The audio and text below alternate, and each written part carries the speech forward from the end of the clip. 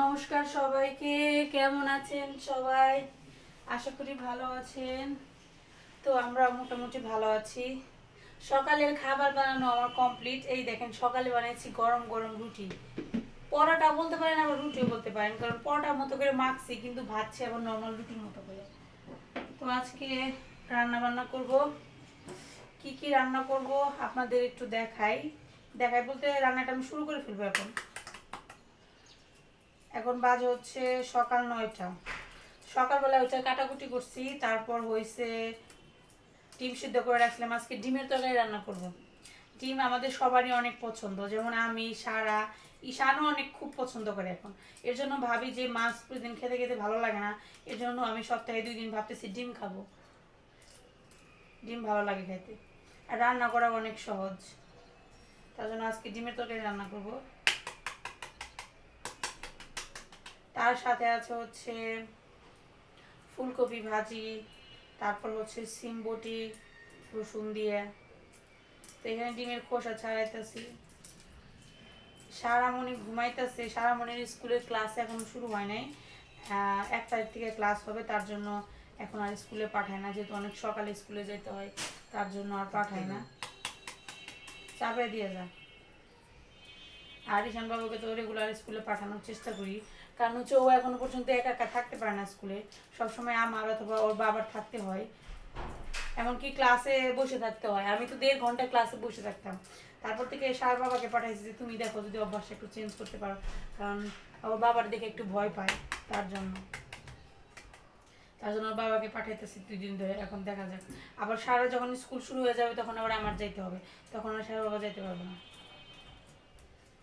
তো সকালের খাবার দাবার এখন আমি শেষ করি নাই। রান্নাটা ভাবতেছি অর্ধেক, মানে রান্নাটা চাপিয়ে দিই, তারপর যখন দেখা যাবে রান্নাটা মোটামুটি চাপিয়ে গেছে তখন আবারই করব।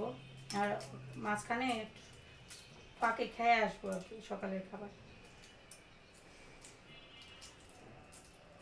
রুটি বানাইতে গেলে, মানে সকালের খাবার যদি বানাইতে যাই, তাহলে কি হয়, দুপুরের রান্নাটা একটু দেরি হয়।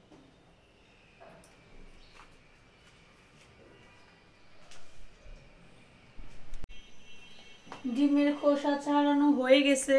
এখন ডিমটাকে হলুদ মরিচ লবণ দিয়ে মাখায় নিব। তার আগে একটা কাজ করব। কাজটা হয়েছে কিছু হচ্ছে রাতের জন্য হচ্ছে অর্ধেক ডিম, আর দুপুরের জন্য হচ্ছে আস্ত ডিম। এই যে অর্ধেক করতে গেলে সমস্যা রে। ও একজন আমাকে কমেন্ট করে জানাইছিলেন যে অর্ধেক ডিমের যাতে না ভাঙে, তার জন্য একটা টিপস অ্যাপ্লাই করার জন্য, সেটা হচ্ছে বেসনের গুঁড়াও করতে দেওয়ার জন্য। আজকে দিয়ে দেবো, দেখি তো কী অবস্থা হয়। এই দেখেন, এটার ভিতরে কুসুমই নেই, এটা দিলেই কি আর না দিলেই কি।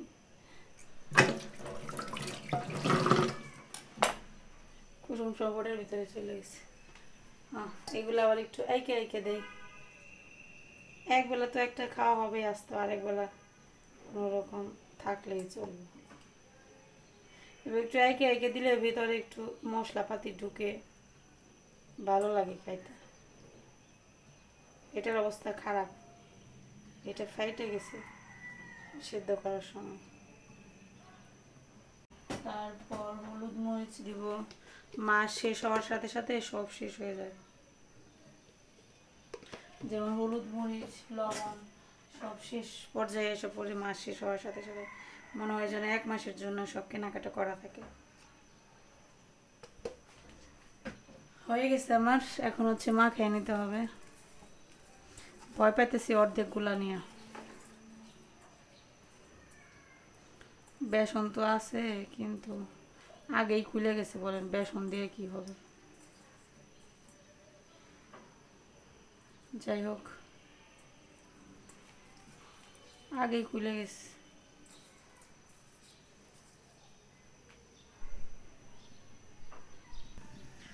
তো কড়াই 2 পাশে 2টা বসাইয়া দিছি। এখানে ডিম ভাজি করব, এখানে তরকারি রান্না করবো। কড়াইটা গরম হয়নি এখনো, এইটা গরম হয়েছে, এটা চুলা জ্বালিয়ে রাখছিলাম। যে ডিম অনেক সময়ই হয় ফুটে, তেলে দেওয়ার সাথে সাথে ভয় করে।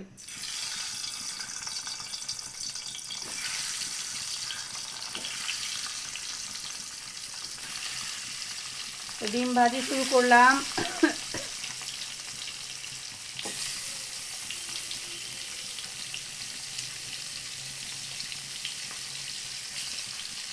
মানে রান্না বান্না শুরু করলাম আর কি। আপনারা সবাই দোয়া আশীর্বাদ করেন রান্নাটা যেন ভালো হয়।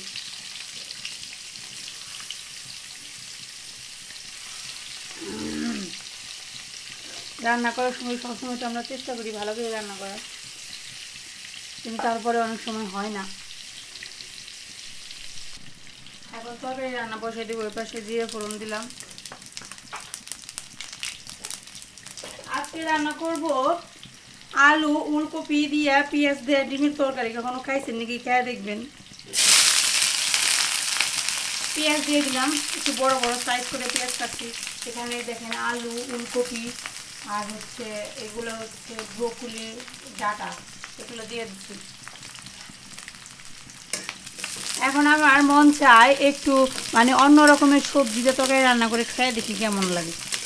ওই আলু দিয়ে শুধু আলু দেখাই ইচ্ছা করে না, এই জন্য আমি এক একদিন এক একটা দিয়ে রান্না করি। যেমন ফুলকপি দিয়ে রান্না করছি, সিম দিয়ে এখনও রান্না করি নাই। সিম দিয়ে রান্না করে দেখতে হবে কেমন লাগে খেতে।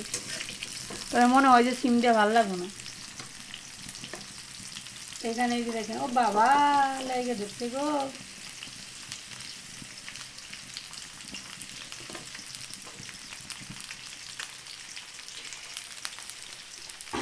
এখানে পেঁয়াজ ভাজা হালকা করে পেঁয়াজটা ভাজুন, বেশি গাঢ় করে ভাজবো না, মানে বেশি কড়া করে ভাজবো না, হালকা পাতলা মশলা দিয়ে করবো।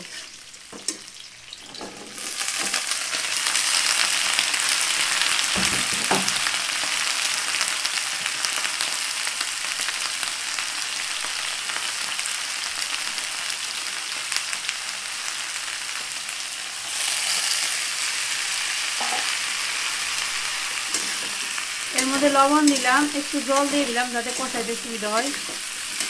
এটা আস্তে আস্তে কষাইতে থাকি। আর এই ডিম হয়ে গেছে, ফুটা শুরু করছি, চুলাটা কমে দিয়ে রাখি। আজকে ডিমগুলো নামিয়ে ফেলাম, বেশি ভাজলে ভালো লাগে না।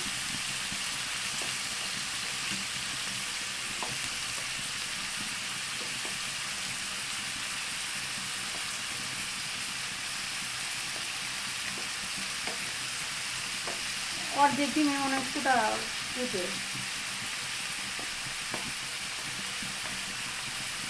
হয়ে গেছে অবস্থা। আরে কত চেষ্টা করলি,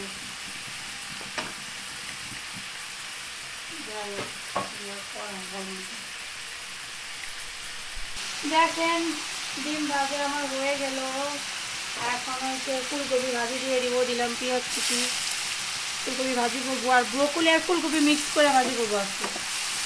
শুধু ফুলকপি করবো না, ব্রোকলি আছে সাথে। এখানে পেঁয়াজটা আগে দিয়ে দিলাম, পেঁয়াজটাকে সুন্দর করে ভেজে নেব।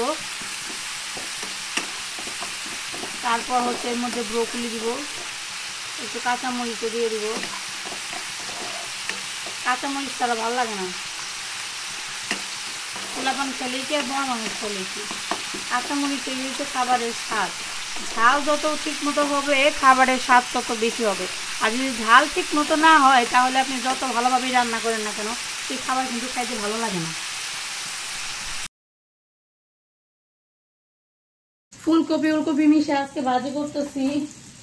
আপনারা কি কি ভাজি করে খান এভাবে মিক্স করে জানাবেন তো। ফুলকপি উলকপি মিশে ভাজি খেলে কিন্তু বেশ ভালো লাগে, আমি কিন্তু খাইছি অনেকবার, তার জন্য আপনাদের বললাম। খালি ব্রোকলি ভাজি খেলে কি হয়, ব্রোকলিটা একটু হয় মিষ্টি মিষ্টি টাইপের হয়, খালি মিষ্টি মিষ্টি লাগে। আর যদি একটু ফুলকপি মিশিয়ে দেন না তাহলে দেখবেন খাইতে ভালো লাগবে। তো এখানে দুইটার মধ্যে হলুদ মরিচ দিয়ে দিলাম, কারণ কষানো হয়ে গেছে। আর ওইদিকে হচ্ছে ভাজিতে আমি লবণ দেই নাই, লবণটাও দিয়ে দিলাম। লবণ ঠিক এমন একটা জিনিস, হইলেও সমস্যা আর ঠিক মতো না হইলে আবার সমস্যা। ঠিক মতোই হইতে হবে, ঠিক মতো না হলে সমস্যা। এই দেখেন সবজি কিন্তু আমার ভাজি হয়ে গেছে।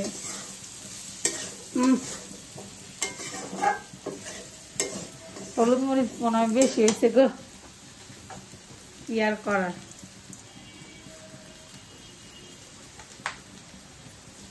কাঁচামরিচ দিয়ে দিলাম। বানাকে চিনলি না।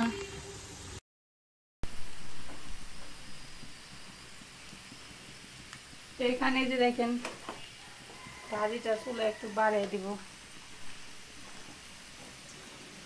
কুন্ডা পেয়েছে কুন্ডা করুন দিশা পাই না, দিশা মানে বুঝতে পারি না। আমাদের গ্রামের ভাষায় যখন আমি কুন্ডা অনেক সময় এই যে এখন যেমন দেখেন 2 পাশে রান্না করতেছি, এখন এইটা নাড়া দিব না ওইটা নাড়া দিব বুঝতে পারতেছি না। এই কথার ক্ষেত্রে আমরা বলি দিশা পাই না। এগুলো আমাদের নানি দিদিদের কথা। নানি দিদি সব শেষ হয়ে গেছে। আজকে তরকারি কালারটা কেমন লাগতেছে দেখেন তো, লাল টুকটুকে হয়েছে, কোনো মশলা টশলা দিই নাই তো এখন পর্যন্ত, এই জন্য দেখতে কেমন জানি লাগতেছে।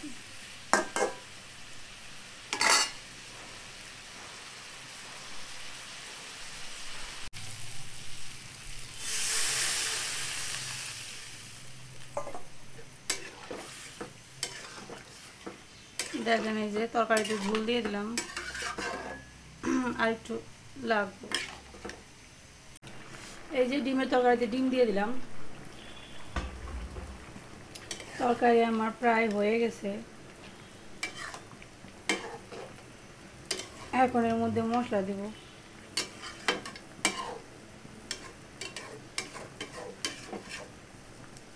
কালারটা দেখেন কত সুন্দর আসছে।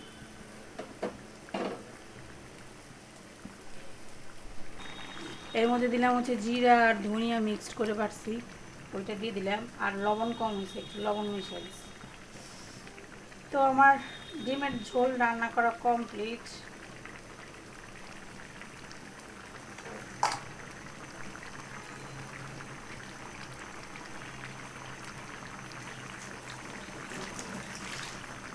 কালারটা কিন্তু ভালো হয়েছে, এখন খাইতে কেমন হবে জানি না। ডিমের তরকারি কমপ্লিট। ঝোল একটু কম কম রাখছি। আমাদের সন্ধ্যাবেলার নাস্তা চলতেছে নাগা সিঙ্গারা। নাগা সিঙ্গারা মানে ডেইলি খাওয়া হয় ওখানে, তাই না? 2-1 দিন পর পরে খাওয়া হয়, তারপর আবার খাবার হয়েছে। গরম গরম এই মাত্র একবারে কড়াই থেকে উঠে নিয়েছে। এই যে মা আসছে বাসায়, আমাদের দেখতে আসছে মা। তো মা নাগা সিঙ্গারা একটাও খাইব না, এটা খাইয়া দেখেন। সারা এই যে সারা শেষ করলো, কিন্তু শেষ হইলো। ও তুই নিয়ে গেছ?